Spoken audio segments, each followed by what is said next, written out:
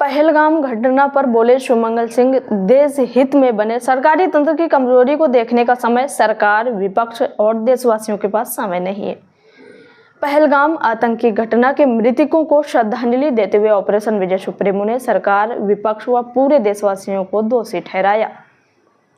उन्होंने कहा कि सरकार व विपक्ष देश हित में नहीं बल्कि सरकार में रहने हेतु करते हैं काम, उसी के कारण पहलगाम जैसी हो रही घटनाएं, ऐसा उनका कहना है। और उन्होंने कहा कि सरकार व विपक्ष के नेताओं ने निजी स्वार्थ में पूरे सरकारी तंत्र को कर्तव्य से बेदखल किया है, उसी का परिणाम नहीं रुक रही इस तरह की कोई घटनाएं।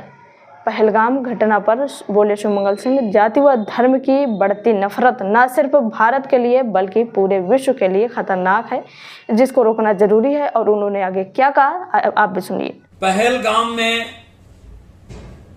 आतंकवादियों के द्वारा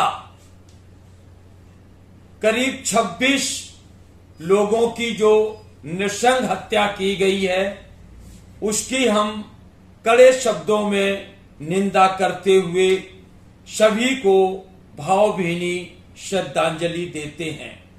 साथ ही देशवासियों को यह भी बताना चाहते हैं कि हमारे देश में इस तरह की लगातार घटनाएं हो रही हैं, जिनमें भारी संख्या में देशवासियों की जान जाती है।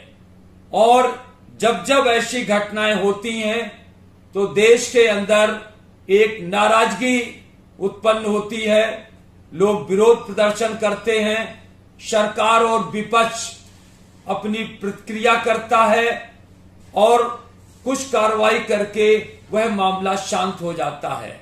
लेकिन ऐसी घटनाएं रुक नहीं रही हैं। इसका कारण सभी देशवासियों को समझने की आवश्यकता है। आप सभी ने देखा होगा कि हमारे देश की जो सबसे ज्यादा ताकत है वो सरकार के पास है, और उसके बाद जो सरकार का अंग कार्यपालिका उसके पास है, और हमारे देश में एक मजबूत विपक्ष होता है और पूरी लगभग 145 करोड़ देशवासी होते हैं। परंतु जो सरकार का काम होता है, सरकार अपने वास्तविक कार्य से हटकर पूरे के पूरे अपने कार्यकाल जो कार्य करती है, उसका एक ही मकसद होता है कि किसी तरह से सत्ता में बने रहना। और जो हमारे देश का विपक्ष होता है, वह पूरा का पूरा अपने कार्यकाल भर सिर्फ एक ही पॉइंट पर काम करता है कि कैसे हमें सत्ता में पहुंचना। सरकार और विपक्ष की इस स्वार्थ भरी नीति में पूरा का पूरा देश का जो सरकारी तंत्र है वो इसमें लगातार लगा रहता है।